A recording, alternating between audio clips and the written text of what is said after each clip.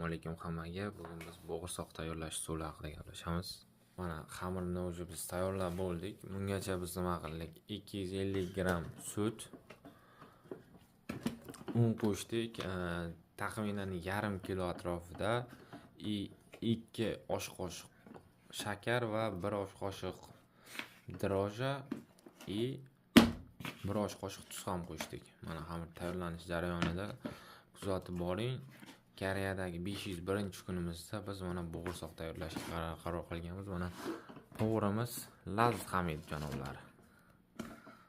Mana jarayonlarni bo'lishib boramiz.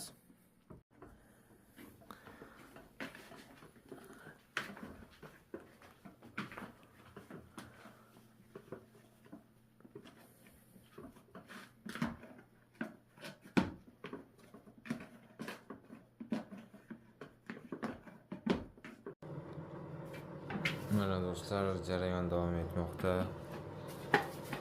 Xamirni yoyib bo'lib olish jarayoni. Agar zakaz bo'lsa, cho'nanda biz zakaz ham olaveramiz.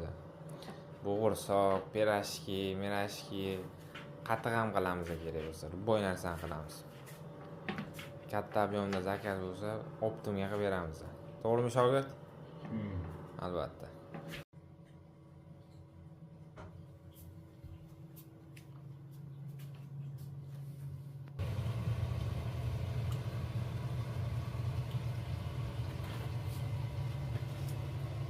Do'stlar, bizni bo'g'irsoqlarimiz tayyor bo'ldi. Tayyor bo'ldi. Ko'rishingiz mumkin.